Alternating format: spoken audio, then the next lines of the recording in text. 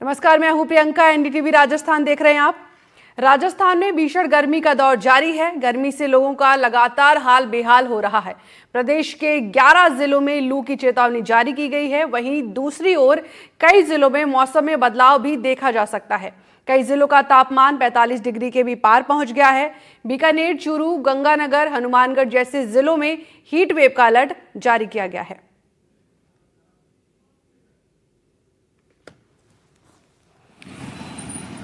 Screen पर आपके सामने 4 तस्वीरें हैं। पहली तस्वीर जोधपुर की है, दूसरी भरतपुर की है और तीसरी बाड़मेर।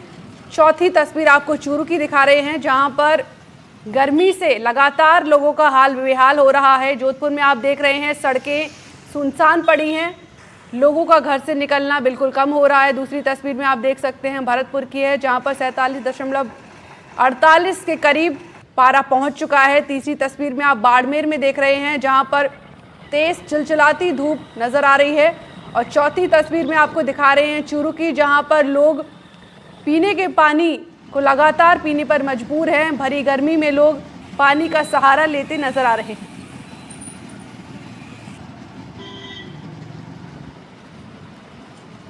तस्वीरें आपके सामने हैं, किस तरीके से राज्य में लोगों का गर्मी से हाल बेहाल है।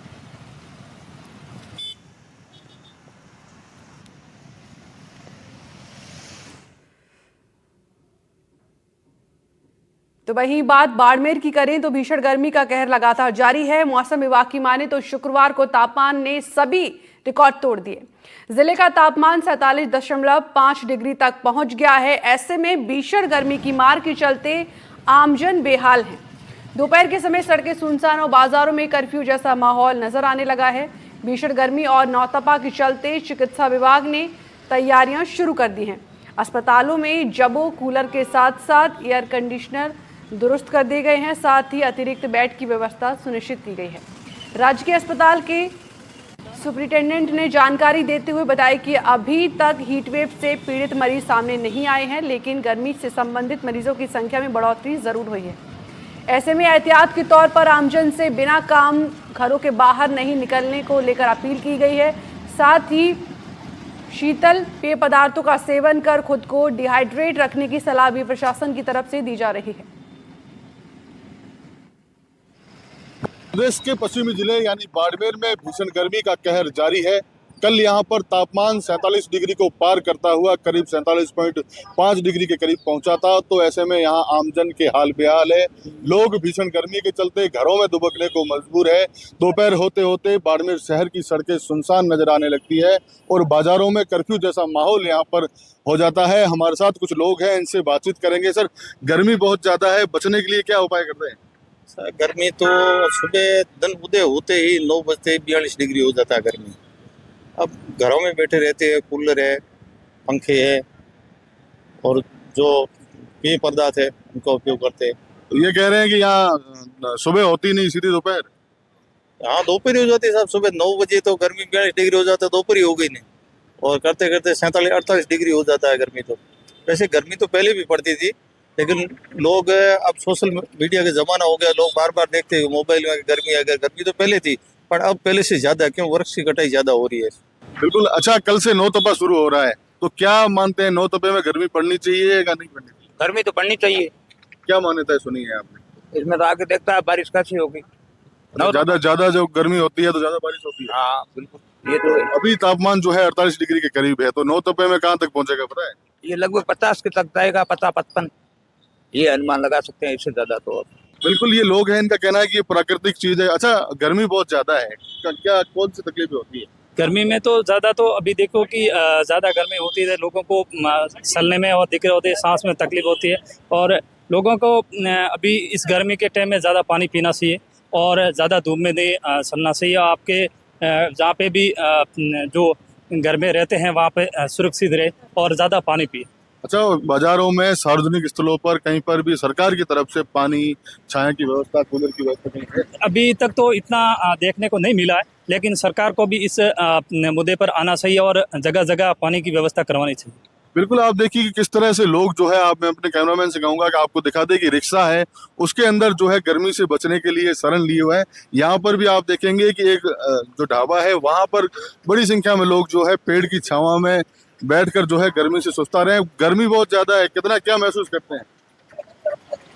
जो सोचा नहीं था, नहीं वो 25 में राजस्थान में हो रहा है। एक मेरा सपना था, मैं पर्यावरण के क्षेत्र में 11 साल से हूँ, सक्रिय हूँ। मेरा सपना था इस तपते रेगिस्तान को एक हरा भरा करेंगे, खुशहाल करेंगे। आने वाले टाइम में कुछ गर्मी कम होगी, लेकिन वो सपना चकनाचूर होता हुआ 50 से 50 55 डिग्री टेम्परेचर पहुंच रहा है। कल 47.5 डिग्री जो मौसम विभाग ने बताया है, तो क्या लगता है जिला प्रशासन की तरफ से कहीं ग्रीन कवर बढ़ाने को लेकर कोई व्यवस्थाएं, कोई इंतजाम यहाँ पर नजर आते हैं, कोई कोशिश है? कोई सरकार की तरफ से नजर नहीं आया। सरकार की गाइडलाइन होती है जहाँ पर सार्वजनिक कुंड बने हुए हैं, उस कुंडों को पानी से लगातार भरा जाए ताकि बेचों जीव पशु पक्षियों को निरंतर पानी मिल सके और हीट वेव की वजह से वो बीमार ना पड़े, उनको चक्कर ना आए। देखो, गर्मी जिस तरह ज्यादा बढ़ रही है वैसे तो बढ़नी भी चाहिए। मई जून का महीना है तो गर्मी ज्यादा बढ़ेगी, लेकिन कल से नौतपा शुरू हो रहा है, तो इसकी क्या मान्यता है? गर्मी पड़नी चाहिए कि नहीं पड़नी? नहीं पढ़नी चाहिए। नौतपा होता है इसलिए कि गर्मी पड़नी चाहिए और गर्मी से बचाव भी करना है। और क्या है, ज्यादातर अपना सर पे टोपी पहन के रखे, मुंह पे रुमाल बांध के रखे। बिल्कुल, आप देखिए कि यहाँ भीषण गर्मी का दौर लगातार जारी है। हालांकि लोगों का कहना है कि जिला प्रशासन की तरफ से अभी तक कोई भी व्यवस्था यहाँ पर नजर नहीं आती। लोग अपने स्तर पर गर्मी से बचने के कई तरह के जतन कर रहे हैं। कल से नौतपा के दिन शुरू हो रहे हैं, तो ऐसे में कह सकते हैं कि पश्चिमी राजस्थान के और भी हाल बेहाल होने वाले हैं। हालांकि कुछ बुजुर्गों का मानना है कि यदि नौतपा के दिनों में गर्मी पड़ेगी तो आगामी दिनों में बारिश के मौसम में बारिश भी अच्छी होगी। अब देखने वाली बात होगी कि नौतपा में ये जो तापमान की मार है ये कहां तक पहुंचती है। राजू माली, एनडीटीवी, बाड़मेर। जैसलमेर में भी सूर्य देवता अपना रौद्र रूप दिखा रहे हैं, लेकिन इस भीषण गर्मी में भी सरहद पर जवानों के हौसले कम नहीं हो रहे। भारत पाक सरहद पर आसमान अंगारे बरसा रहा है तो जमीन आग उगल रही है, लेकिन बीएसएफ के जवानों के हौसले व देश प्रेम के आगे तन झुलसाने वाली गर्मी की भी हार पस्त हो गई है। 50 डिग्री तापमान में भी सीमा सुरक्षा बल के जवान सरहदों पर डटे हुए हैं और मुस्तैदी के साथ ड्यूटी कर रहे हैं। चाहे भीषण गर्मी हो या रेत के बवंडर उठ रहे हों, लेकिन ये जवान फुट पेट्रोलिंग, कैमल पेट्रोलिंग के साथ मोर्चों पर तैनात हैं। देश भर की तरह राजस्थान में भी चिलचिलाती गर्मी पड़ रही है। जैसलमेर में तो तपती रेत में पापड़ भी मिनटों में पक जाते हैं। यहाँ अधिकतम तापमान 50 डिग्री सेल्सियस तक जा पहुंचा है। हालात आग की भट्टी के समान है। इसके बावजूद बीएसएफ के जवान सरहदों की निगहबानी करते हुए अपनी चौकियों पर अडिग हैं। देशवासियों को हम यही संदेश देना चाहते हैं कि जब तक हम बॉर्डर पर तैनात हैं, देशवासी शांति से रहें, सुरक्षित रहें और सतर्क रहें। ऑपरेशन सिंदूर की कामयाबी से राजस्थान में अंतर्राष्ट्रीय सीमा पर तैनात बीएसएफ जवानों का मनोबल काफी बढ़ा है। उन्नत तकनीक, निगरानी प्रणालियों और हथियारों से लैस बीएसएफ के जवान सीमा पर किसी भी चुनौती से निपटने के लिए हर वक्त तैयार हैं।